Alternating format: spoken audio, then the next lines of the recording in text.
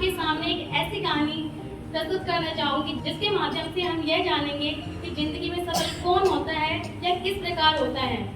तो मेरी कहानी शुरू होती है। एक 12 साल का बच्चा अपने माता पिता के साथ एक शहर में रहता था। वह गर्मियों की छुट्टियों में अपने दादा दादी के पास गांव जाता है। वह वहां जाकर अपने दादा दादी के साथ बहुत ज्यादा खूब मस्ती करता है और उनके साथ बातें करता है।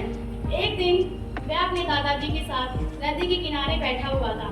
तो वह अपने दादाजी से कहता है, दादाजी मैं जिंदगी में सफल होकर दिखाऊंगा, क्या आप मुझे कुछ उपाय बता सकते हैं कि किस प्रकार सफल हुआ जाए।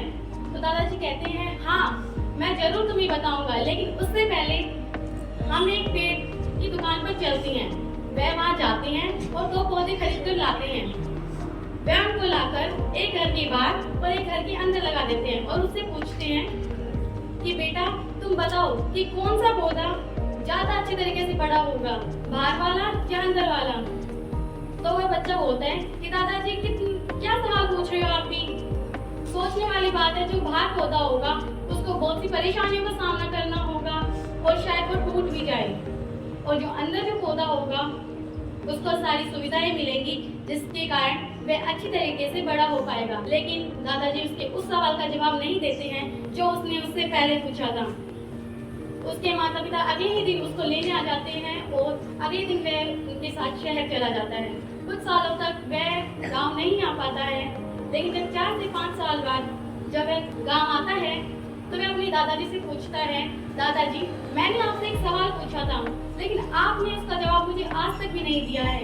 तो वह उससे बोलते हैं कि बेटा आज मैं तुम्हें उस सवाल का जवाब दूंगा, लेकिन उससे पहले मैं तुम्हें वो दोनों पौधे दिखाता हूँ जो हमने कुछ साल पहले लगाए थे। सबसे पहले वह उसको जो पेड़ उन्होंने घर के अंदर लगाया था उसके पास लेकर जाते हैं और बोलते हैं, देखो बेटा इस पेड़ को देखो, ये बड़ा हो गया है।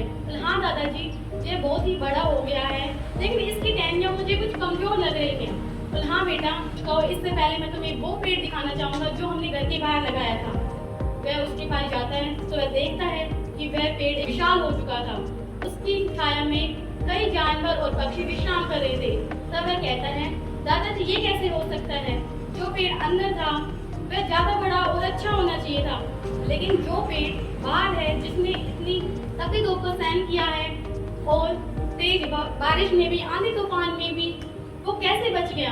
तो उसके दादाजी उसे समझाते हैं कि बेटा जो जितना संघर्ष करता है, जिसने जितना अपनी लाइफ में परेशानियां झेली है, वह उतना ही मजबूत होता चला जाता है और अपने जीवन में सफल हो जाता है।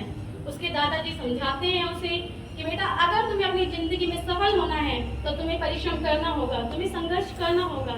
मेरी इस कहानी के माध्यम से मैं आप सभी को यही समझाना चाहूंगी, जो जितना परिश्रम करेगा, जो जितना संघर्ष करेगा अपने जीवन में, वह उतना ही फल पाएगा। मैं आप सभी से आशा करती हूँ कि आप भी अपनी जिंदगी में परिश्रम और संघर्ष करेंगे। धन्यवाद।